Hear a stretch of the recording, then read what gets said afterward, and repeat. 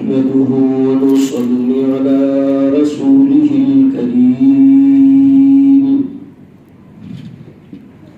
أما بعد فأعوذ بالله من السميع العليم بسم الله الرحمن الرحيم فاستبقوا إلى الخيرات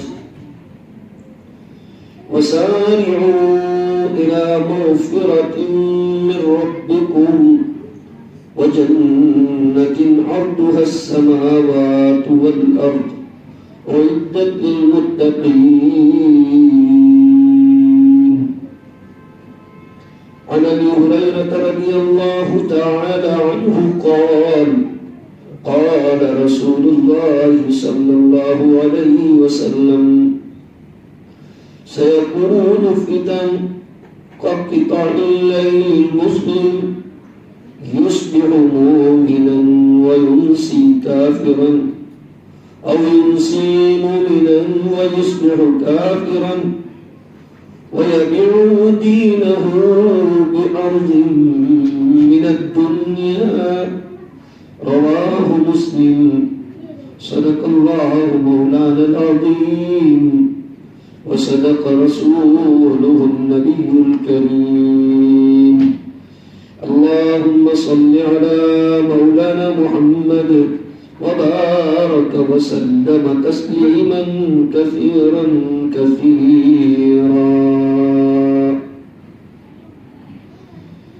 قابل احترام مسلمان دینی بھائیوں،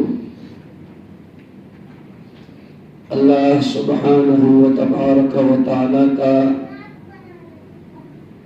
اس آیت پاک میں ارشاد ہے مومنوں کو کہ مومنوں کو نیک کاموں میں ہمیشہ آگے بڑھنا چاہیے.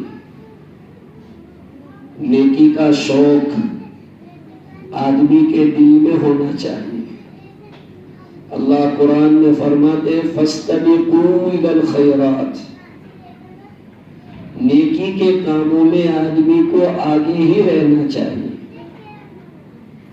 صحابہ کا یہ مزاج ہوتا تھا کہ اگر انہیں حضور صلی اللہ علیہ وسلم کی طرف سے کسی نیک عمل کی ترغیب ملتی تھی تو اس نیک عمل میں وہ آگے بڑھنے کی کوشش کرتے تھے.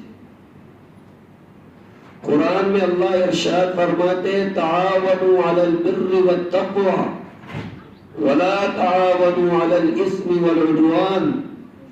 نیکی کے کاموں میں ایک دوسرے کی مدد کرو اور آگے بڑھو. آج امت اسلامیہ کا ایک مزاج یہ ہے کہ وہ دنیاوی لائن میں تو پروگریس کرنے کی کوششیں کر رہے ہیں. ایک آدمی کا مکان چھوٹا ہے تو وہ مکان بڑا بنانے کی فکر میں ہے. اگر گاڑی پرانی ہے تو نئی گاڑی لینے کی فکر میں، گاڑی ہے تو لیٹسٹ گاڑی لینے کی فکر میں، موبائل ہے تو لیٹسٹ موبائل لینے کی فکر میں. ہر اعتبار سے آدمی یہ چاہتا ہے کہ میں آگے بڑھوں اور میرے اندر کچھ ایسی نئی بات پیدا ہو. سماجی اعتبار سے، بزنس کے اعتبار سے ہر لائن میں آدمی پروگریس چاہتا ہے. حتیٰ کہ اللہ نے ایک فیکٹری دے رکھی ہے، اللہ نے ایک کارخانہ دے رکھا ہے، ایک دکان دے رکھی ہے، تو بھی آدمی چاہتا ہے کہ کچھ نیا ہو، کچھ آگے بڑھے. بخاری شریف میں روایت ہے رسول اکرم صلی اللہ علیہ وسلم نے ارشاد فرمایا لو کان لآدم ذهبا من الدنیا لابتغى الثانیہ. اگر اللہ پاک ابن آدم کو سونے کی ایک وادی دے دے تو وہ دوسرے کی تمنا کرنے لگتا ہے. تیسری دے دے تو دو دے دے تو تیسرے کی تمنا کرتا ہے. لا يبلغ جوف ابن آدم الا التراب. یہ بخاری شریف کی روایت کے الفاظ ہیں. کہ ابن آدم کے یہ خواہش کے پیٹ کو، آرزوؤں کے پیٹ کو سوائے قبر کی مٹی کے اور کوئی چیز پورا نہیں کر سکتی۔ آدمی میں جو ایک ہوس ہے، ایک امنگ ہے، ایک تمنا رہتی ہے کہ میرا یہ ہو جائے، میرا یہ ہو جائے، ہر چیز میں آگے بڑھنے کی کوشش بزرگوں اور بھائیوں منع نہیں ہے، منع نہیں ہے۔ اگر اللہ کا دیا ہوا آپ کے پاس ہے، آپ حلال حرام کی تمیز کے ساتھ آگے بڑھتے ہیں، کوئی مسئلہ نہیں ہے۔ میرا جو آج کا ٹاپک ہے، میں جو آپ کو آج رہنمائی کرنا چاہتا ہوں، وہ اس بات کی طرف کہ ہم نیکیوں میں بھی آگے بڑھیں، نیکیوں والی زندگی گزارنے کا ایک مزاج بنائیں کہ ہماری زندگیوں میں نیکیاں ہوں، چانسز اور موقع ہم تلاش کریں نیکی کمانے کی۔ جیسے پیسے کمانے کے ہم کیسے موقع تلاش کرتے ہیں؟ اچھا خاصا بزنس چل رہا ہے، کوئی کسی جگہ سے دوسری آفر آتی ہے، اس میں بھی کٹ پڑتے ہیں، ارے بھائی تمہاری لائن نہیں ہے، پھر بھی کیس بھی کیا ہے، دو پیسے ملتے ہو تو برا کیا ہے؟ آدمی یوں کہتا ہے کہ دو پیسے ملتے ہیں تو اس میں برا کیا ہے؟ صحیح ہے، دو پیسے ملتے ہیں تو برا کیا ہے؟ بالکل صحیح ہے، لیکن یہ مزاج آپ دن میں بھی رکھو کہ دو نیکی زیادہ ہو جاتی ہے تو اس میں برا کیا ہے؟ یہاں کیوں یہ بات نہیں دہراتے؟ یہاں کیوں یہ لوجک استعمال نہیں کرتے؟ جو دنیاوی میدان میں آپ لوجک استعمال کر رہے ہیں، وہی لوجک یہاں ہونا چاہیے کہ بھائی اگر دو کام دین کے زیادہ ہو گئے، دو نیکیاں زیادہ ہو گئی تو موت کے بعد کام آئے گا؟ مرنا بہرحال ہر انسان کو ہے، اور میں اور آپ جانتے ہیں کہ موت کے بعد جو سارا معاملہ ہے وہ نیکیوں سے ہے، نیک اعمال سے ہے۔ تو یہ مزاج بناؤ کہ نیکی والی زندگی اختیار کرو۔ میں نے جو روایت پڑھی اس کے راوی ابو ہریرہ ہے، مسلم شریف کی روایت ہے، اللہ کے رسول صلی اللہ علیہ وسلم نے ارشاد فرمایا کہ قیامت سے پہلے اندھیری رات کی طرح سے فتنے اٹھیں گے۔ جیسے اندھیری رات میں آدمی کو کچھ سوچتا نہیں، کچھ دکھتا نہیں، ایسے فتنے آئیں گے کہ آدمی کو صحیح کیا غلط کیا تمیز کرنا مشکل ہو جائے گا۔ اللہ کے رسول صلی اللہ علیہ وسلم فرماتے ہیں کہ وہ زمانہ آئے گا کہ ایک آدمی صبح آفس جانے کے لیے ایمان کی حالت میں نکلا تھا، فیکٹری کارخانہ جانے کے لیے ایمان کی حالت میں نکلا تھا، لیکن شام جب اس کی واپسی اس کے گھر ہو رہی ہے تو وہ ایمان سے خالی ہو کر اپنے گھر لوٹے گا، ایمان سے خالی ہو کر وہ اپنے گھر آئے گا۔ ایسا زمانہ آ جائے گا۔ اللہ کے رسول فرماتے ہیں یبیع دینہ بعرض من الدنیا، کنڈیشن اور پوزیشن یہاں تک آ جائے گا کہ آدمی اپنے دین کو، اپنے ایمان کو دنیا کی پونجی کے خاطر بیچ دے گا۔ حالانکہ ہونا یہ چاہیے کہ آدمی کا مزاج، اس کا دین، تقوی، روحانیت اتنی اسٹرانگ ہو کہ کسی بھی وقت وہ اپنے ایمان کا سودا کرنے کے لیے تیار نہ، کسی بھی قیمت پر ایمان کا سودا کرنے کے لیے تیار نہ ہو۔ یہ مزاج آدمی کا بنا ہوا ہونا چاہیے، چاہے تکلیفیں کتنی آ جائے، مانگنی نہیں ہے تکلیفیں اللہ سے، لیکن بائی چانس آ جاتی ہے، مصیبتیں بائی چانس آ جاتی ہے تو بھی ہمیں ایمان کا سودا نہیں کرنا۔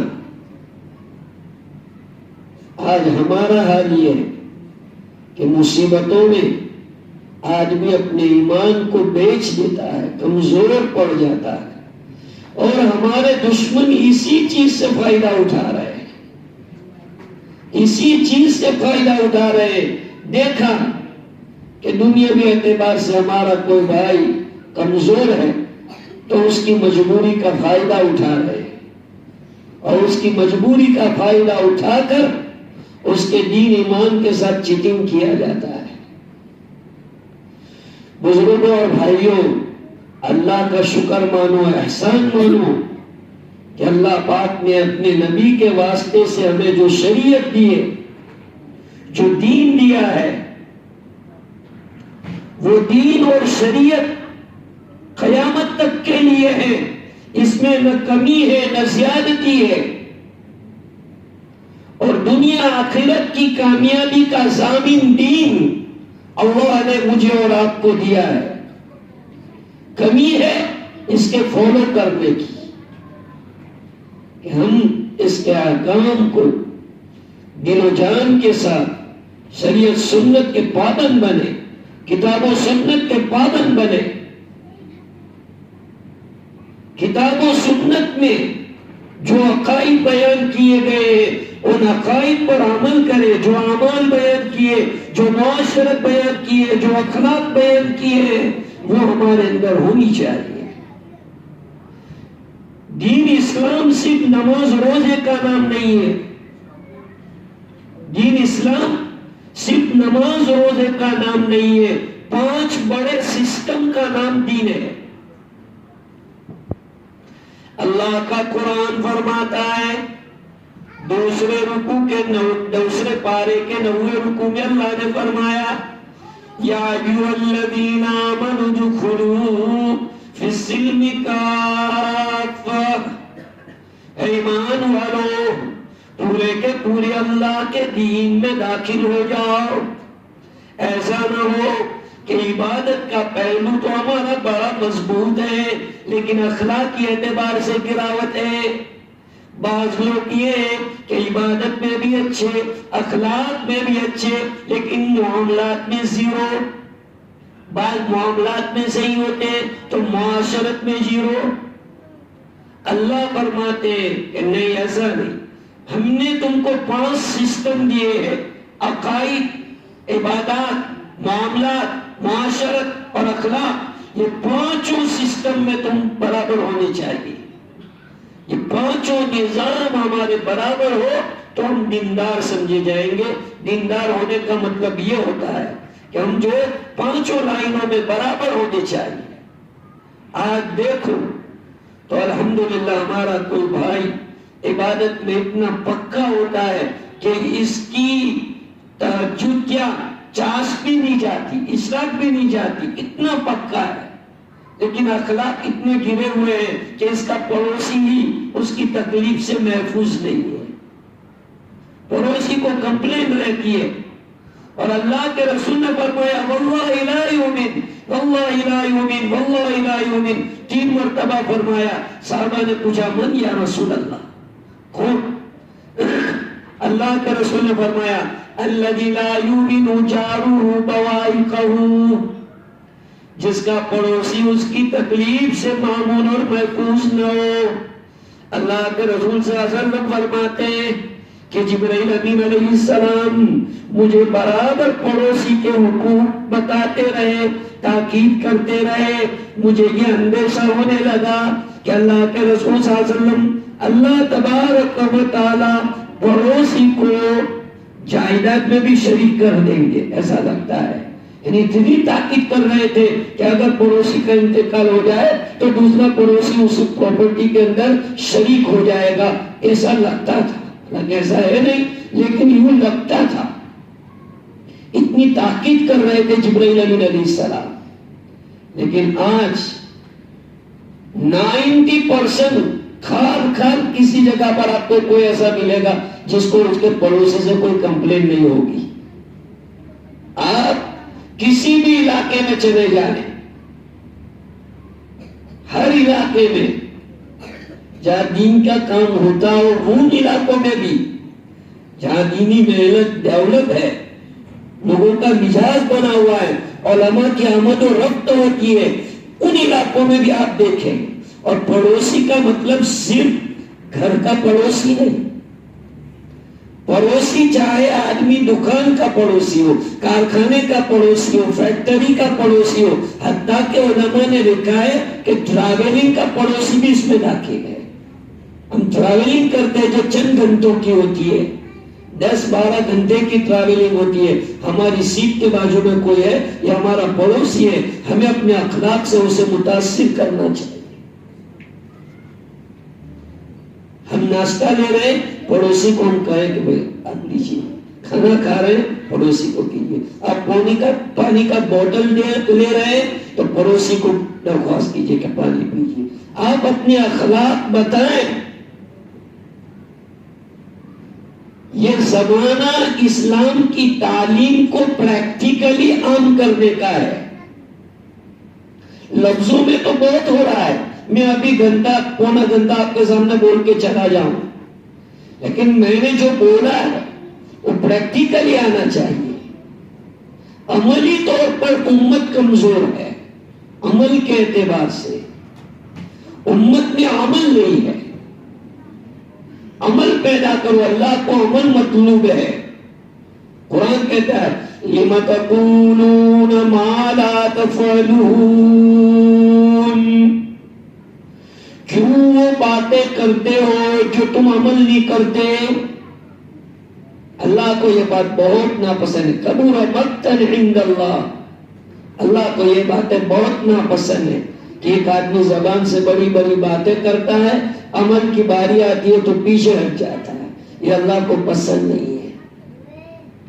اس لیے مزاج عمل والا بناؤ، عمل کرو۔ نمازوں کا اہتمام، حقوق کی ادائیگی کا اہتمام، حلال و حرام کی تمیز، اس طرح آپ زندگی گزاریں، انشاءاللہ العزیز اللہ کی مدد آئے گی۔ آج لوگ اللہ کی مدد کے طالب ہیں، لوگوں کو تمنائیں ہیں، لوگ مولانا لوگوں کو بولتے ہیں کہ ارے اللہ کی مدد کیوں نہیں آتی؟ اللہ کا دین، اللہ کی شریعت، اللہ کا قانون دھرتی پر صحیح طور پر نافذ نہیں ہوگا تو اللہ کی مدد نہیں آئے گی۔ لکھ لو آپ، میں آپ کو گارنٹی دلاتا ہوں، اگر اللہ کا دین، اللہ کا قانون، اللہ کی شریعت صحیح طور پر نافذ ہو جائے گی، ہر فیلڈ میں بندہ شریعت کو آگے رکھے گا، شادی بیاہ کیا، موت میت کیا، کاروبار کیا، کوئی ریسپشن کیا، کوئی اوپننگ کیا، ہر موقع پر بندہ شریعت کو فالو کرے، شریعت کو آگے رکھے، علماء سے پوچھے، مفتیوں سے پوچھے کہ شریعت کی گائیڈ لائن اس میں کیا ہے، تو پھر انشاءاللہ اللہ کی مدد ضرور آئے گی۔ لیکن آپ تو معمولی ریسپشن کرتے تو شریعت کو جناب بھول جاتے، معمولی شادی ہوتی ہے شریعت کو آپ بالائے طاق رکھ دیتے تو کہاں مدد آئے گی؟ اللہ 2-4 پیسے دے دیتے، اچھی آدمی زندگی ویلسٹ زندگی گزارتا ہے تو جناب اللہ کو بھول جاتا ہے اور سمجھتا ہے شریعت تو غریبوں کا کام ہے، شریعت پہ چلنا۔ تو اگر یہ مزاج ہوگا تو اللہ کی مدد کہاں آئے گی؟ صحابہ کا دور ہے، اللہ کے رسول صلی اللہ علیہ وسلم موجود ہے، غزوہ احد کا زمانہ ہے، اللہ کے رسول صلی اللہ علیہ وسلم نے صحابہ کو ایک حکم دیا تھا کہ آپ کو اس جگہ پہ رہنا ہے، یہ آپ کا مورچہ ہے، یہ آپ کو چھوڑنا نہیں ہے۔ صحابہ کی مس انڈرسٹینڈنگ ہوئی اور انہوں نے وہ جگہ چھوڑ دی جس جگہ پر حضور نے رہنے کے لیے کہا تھا، تو کتنا بڑا نقصان ہوا۔ آپ تواریخ کی کتاب کھول کے دیکھ لیجئے، سیرت کی کتابیں کھول کے دیکھ لیجئے کہ حضور صلی اللہ علیہ وسلم کے 2 دانت شہید ہو گئے، چہرہ زخمی ہو گیا، اتنا نقصان ہوا حضور علیہ السلام کا ایک فرمان چھوڑنے کی وجہ سے، اور وہ بھی مس انڈرسٹینڈ ہو گئی۔ آج تو امت حضور کا ہر حکم جان بوجھ کے چھوڑ رہی ہے، جان بوجھ کے شریعت کے خلاف کر رہی ہے۔ معلوم ہے کہ سودی کاروبار ناجائز ہے، سود لینا دینا دونوں مسلمان کے لیے حرام ہے، لیکن مسلمان دیکھ لیجئے، اللہ ماشاءاللہ آپ کو کوئی آدمی ایسا ملے گا جو سودی کاروبار میں انوالو نہیں ہے، جو انٹرسٹ میں انوالو نہیں ہے، کسی ڈائریکٹ انڈائریکٹ کسی نہ کسی طرح جو ہے بندہ اس میں انوالو ہو جاتا ہے، کہاں پروگریس کرے گی آپ کی تجارت؟ آپ کے کارخانے کہاں پروگریس کریں گے؟ آپ کی فیکٹریاں کیسے آگے آئے گی؟ خود اللہ کا فرمان ہے، میں نہیں کہتا، قرآن پڑھو، اللہ فرماتے ہیں یمحق اللہ الربا ویربی الصدقات۔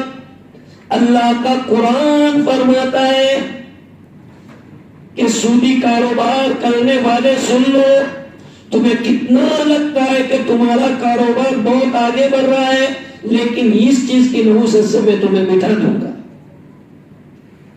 تمہیں پتہ نہیں چلے گا، تمہاری تجارت نیچے آ جائے گی۔ آدمی کہتا ہے جو شروع کیا تھا حساب لگاتا ہے وہی کا وہی ہے۔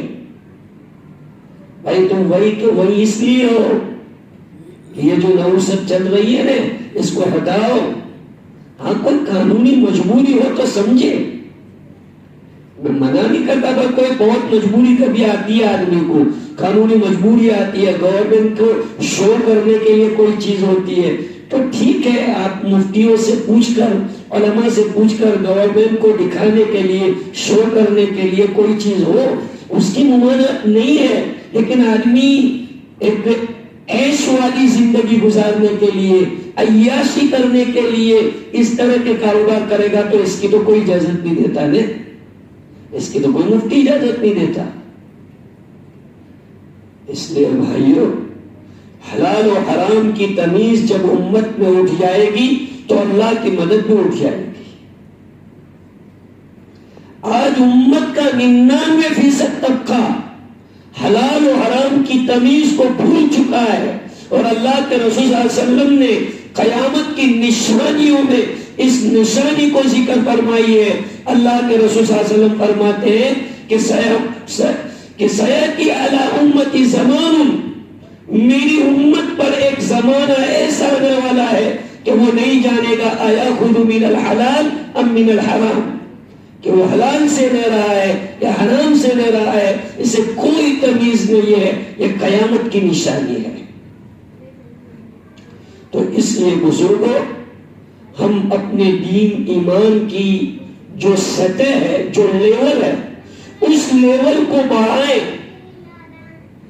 آج بالغ ہوئے آدمی کو 20 سال ہو گئے، 25 سال ہو گئے، آپ 50 ایئرس اولڈ ہو گئے ہیں، آپ 60 ایئرس اولڈ ہو گئے ہیں، لیکن آپ دینی اعتبار سے اسی لیول اور اسی کنڈیشن پر ہیں جو آپ 15 سال کی ایج میں تھے، 20 سال کی ایج میں آپ کی جو دینی کنڈیشن اور آپ کا لیول تھا، آج 50 ایئر میں بھی وہی ہے۔ تو کمپیئر تو کرو، کمپیئر کرو آپ کہ جب آپ 20 ایئر کے تھے، 20 میں تھے، 25 میں تھے، 30 میں تھے، آپ کا کنڈیشن کیا تھا؟ آج آپ 50 ایئرس اولڈ ہو رہے ہیں، 60 ایئرس اولڈ ہو رہے ہیں، تو کچھ تو بدلاؤ، کوئی چینجنگ تو آنا چاہیے نا۔ ایک آدمی 30 سال کی فیکٹری لگاتا ہے، 30 سال اس نے فیکٹری لگائی اور 7 سال کے بعد وہ اپنا حساب کرا وہی کا وہی ہے، تو لوگ کہیں گے کہ نہیں اب پاگل ہے، لاس میں چل رہا ہے، پاگل ہے، لاس ہے اس کا۔ تو اپنی دین کا محاسبہ کیوں نہیں ہے؟ شریعت کا محاسبہ کیوں نہیں ہے؟ آپ کاروبار میں اکاؤنٹ کر رہے ہیں، یہاں کوئی اکاؤنٹ نہیں ہو رہا ہے کہ بھائی میں پہلے چلو 5 نمازیں نہیں پڑھتا تھا، اب اللہ کا شکر ہے کہ میں 4 پڑھنے لگا ہوں، مولانا سے کہوں گا دعا کرو 5 پڑھنے لگوں، فجر کا اہتمام نہیں ہوتا، فجر پڑھنے لگوں گا، 5 ہو گئی 6 کرو، تو مولانا کو کہو کہ یار تھوڑی تہجد کی پابندی ہو جائے، 6 ہوئی ڈیولپ، 6 ہوئی 7 کرو، ذرا اشراق بھی لے لیں گے فجر کے ساتھ ساتھ، اور ڈیولپ کرو کہ 7 نمازیں کریں گے، 50 بھی لے لیں گے، اور ڈیولپ کرو، آگے بڑھو، اوابین لے لیں گے۔ جب آپ اس طرح آگے بڑھیں گے تو اللہ آپ کو آگے بڑھائے گا۔ یہاں تو جناب 5ویں بھابے پڑھ رہے، اور جمعہ جو عید کا دن ہے، معاف کرنا، جمعہ جو عید کا دن ہے، اور میں نہیں کہتا، اللہ کا قرآن کہتا ہے 28واں پارہ سورہ جمعہ. اللہ فرماتے ہیں، غور سے سنیے، یا ایھا الذین آمنوا اذا نودی للصلاة من یوم الجمعہ فاسعوا الی ذکر اللہ. جب جمعہ کا دن، جمعہ کی اذان ہو جائے تو ادروائز ایکٹیویٹیز کوئی الاؤ نہیں ہے.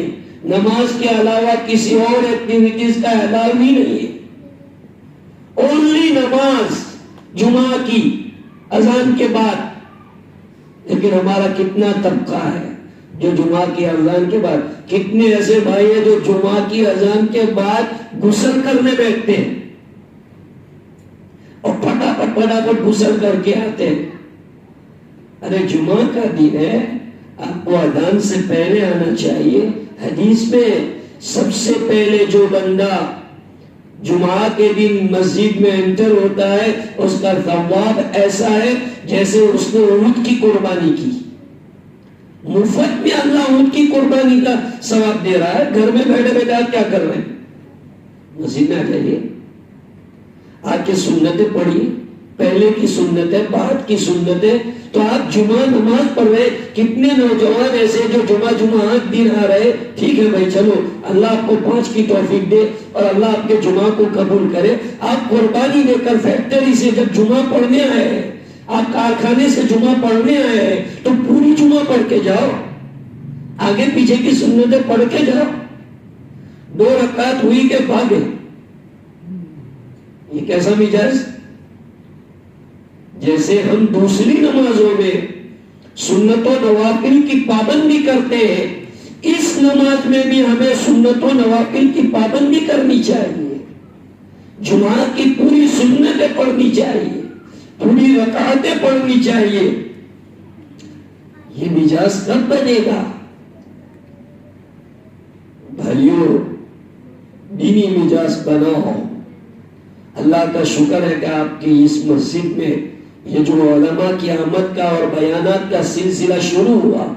آپ ذرا کوآپریٹ کرو. آپ کوآپریٹ کریں گے تو آنے والے مہمان کو بہت خوشی ہوگی کہ بھائی مجمع کوآپریٹ کر رہا ہے، مجمع اپنا شوق دکھا رہا ہے، ذوق دکھا رہا ہے.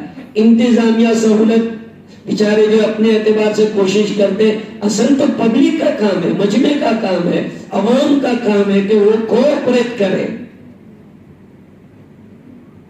تو آنے والا مہمان آپ کو کتاب و سنت کی باتیں بتائے گا. قرآن و حدیث کی باتیں آج امت سے دور ہوتی جا رہی ہے. موبائلوں میں ویست ہے امت. اناپ شناپ ایسی چیزوں کے اندر ہمارا نوجوان مشغول ہے. تو اللہ پاک نے یہ موقع دیا. آپ حضرات جمعہ کے دن اپنے وقت کو فارغ کریں، بیانات کو سنیں اور اس پر عمل کریں. ہر بیان کی کوئی ایک بات آپ لے لیں گے. ہر بیان سمجھو کہ بھائی اباؤٹ سال بھر کے اندر 54 یا 55 جمعہ آتے ہیں. تو اس کے اندر آپ کو یہ کرنا چاہیے کہ ایک ایک بات آپ کوئی بیان کی لے لیں گے تو سال بھر کے اندر آپ کتنی باتوں پر عمل کرنے والے ہو گئے. اس طرح آپ کے 2-4 سال گزر گئے تو انشاءاللہ آپ کے اندر مرنے سے پہلے 100% اسلام آ جائے گا. ایسے تھوڑی آدمی ڈیولپ ہوتا ہے. ایک دن میں آدمی کا عبد القادر جیلانی تھوڑی بن جاتا ہے. ایک دن میں آدمی ولی اللہ نہیں بنتا. سالوں گزر جاتے ہیں. جذبات کی قربانی دینی پڑتی ہے، وقت کی قربانی دینی پڑتی ہے. تو آدمی اللہ کے نیک بندوں میں، اللہ کے برگزیدہ بندوں میں گنا جاتا ہے. اس لیے آپ سے یہ درخواست ہے کہ آپ اپنے اندر نیکی کا شوق اور ذوق پیدا کریں. فارملٹی والی زندگی سے نکل کر معاف کرنا، اسٹیپ فارورڈ بات کہنا بندے کی عادت ہے. فارملٹی والی لائف سے نکل کر ریالٹی والی لائف کے اندر آپ انٹر ہو جائیے. یہ جو ہمارے یہاں فارمولیٹی ہے کہ بھائی جمعہ کا دن ہے، چلو کیا کریں، جمعہ پڑھنے جانا پڑے گا، نہیں جائیں گے تو سماج کوسے گا، اڑوس پڑوس والے لوگ بولیں گے، فیکٹری کا مالک بولے گا، ارے یار کیسے وہ جمعہ نہیں پڑھتے؟ تو فارمولیٹی کے لیے آ گئے. فارمولیٹی سے اللہ راضی نہیں ہوتے. اللہ کو راضی کرنا ہے تو آپ کو ریالٹی اسلام میں پیدا کرنی پڑے گی، ایمان میں ریالٹی پیدا کرنی پڑے گی، آپ کو اپنی عبادتوں میں ریالٹی آپ کو پیدا کرنی پڑے گی دوستو. تو انشاءاللہ اللہ بھی راضی ہوں گے. آپ کے اندر ایمان کا نور پیدا ہوگا، تقوی کا نور پیدا ہوگا آپ کے اندر جب آپ ریالٹی پر آئیں گے. بہت دنیا میں جو ہے اسلام کے نام سے بہت ہو رہا ہے، لیکن افسوس یہی ہے کہ امت ریالٹی کے بجائے فارمولیٹی میں زیادہ ہے. اس لیے اللہ پاک کا جو وعدہ ہے وہ حقیقت اسلام پر وعدہ ہے، ریالٹی ان اسلام پر وعدہ ہے. اللہ کا وعدہ لفظوں والے اسلام پر نہیں ہے، اللہ کا وعدہ ظاہری ایمانداری پر نہیں ہے، اللہ کا وعدہ ظاہری تقوی والی چیزوں پر نہیں ہے. اللہ کا وعدہ حقیقی تقوی، حقیقی دینداری، حقیقی ایمانداری پر اللہ کا وعدہ ہے. اس لیے ہم جو ہے اس بات کی کوشش کریں اللہ پاک میرے اور آپ کے اندر تقوی پیدا فرمائے، دین کا شغف پیدا فرمائے، صحابہ جیسا ذوق پیدا فرمائے کہ جیسے حضور صحابہ کو کوئی عمل بتاتے تھے کہ یہ عمل کرو تو سارے لوگ ایک دوسرے سے آگے بڑھنے کی کوشش کرتے تھے. اور یاد رکھو جو نیک کام کرنے کا جذبہ دین میں آئے اس پر عمل کر گزرو، اس لیے کہ یہ اللہ کا مہمان ہے. اور گھر آئے ہوئے مہمان کی کوئی قدر نہیں کرتا تو غیرت مند مہمان دوبارہ اس گھر کی طرف پلٹ کے نہیں دیکھتا. تو اس گھر میں کیا جانے کا جہاں ہمارا انسلٹ ہوتا ہو. ہم اللہ کے مہمان کا انسلٹ کر رہے ہیں. نیکی کا خیال آنا یہ اللہ کا مہمان ہے. جی جمعہ کا دن آپ کو خیال آیا کہ لاؤ سورہ کہف پڑھ لوں تو پڑھو، اس عمل کو پورا کر لو، یہ خیال کو پورا کر لو، یہ اللہ کا مہمان ہے، اس کی قدر کرو. جو نیک کام کرنے کا آپ کے دل میں خیال آیا سمجھو یہ اللہ آپ کے سپورٹ میں، اللہ آپ کی تائید کر رہے ہیں، اس لیے اس نیک عمل کو پورا کرو. اور اگر آپ نے جو ہے نیکیوں کے ارادوں کو ملتوی کیا، لیٹ کرنا شروع کیا تو سمجھو کہ آپ اللہ کے مہمان کی ناقدری کر رہے ہیں. اور میں نے بتایا کہ جو غیرت والا مہمان ہوتا ہے کبھی دوبارہ ایسے گھر میں قدم نہیں رکھتا جس گھر میں اس کی انسلٹ ہوئی ہو، جس گھر میں اس کی ناقدری ہوئی ہو. اللہ پاک مجھے اور آپ کو نیکیوں کی ناقدری کرنے سے بچائے. آمین. وآخر دعوانا الحمدللہ رب العالمین. سنتوں پڑھنے انشاءاللہ سنتوں